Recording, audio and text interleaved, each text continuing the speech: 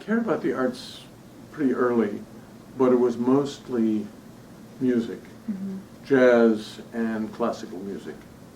I grew up in a family that loved jazz. My parents were great dancers.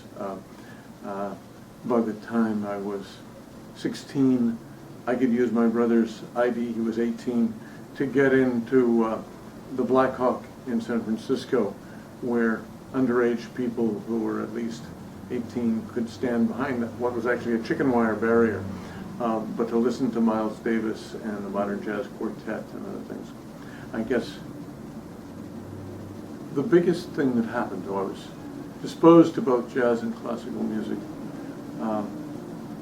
was one night my friend and poet Dan Moore called up.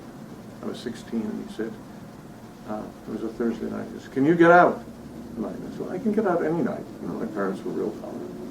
He said, "Well, Ella Fitzgerald is singing at the War Memorial." And we went over, and Shorty Rogers was playing, and 2 or 3 other bands were playing. And then Ella came on and sang. And until that moment, and she sang 11 numbers in quick succession, hardly stopping for applause. And then she went off stage, and then she came back, and the whole place, I mean, was jam-packed, was shouting and screaming. It had been so great. And she launched into an encore that was 25 minutes unbroken singing. All scat, all, you know, imaginary words and so forth. And then she stopped and walked off the stage. And then there was real pandemonium. And she came back and she sang another half hour. And in those days, this is like 1957 or early 58, she still had that voice almost high enough to shatter glass, and it was really something.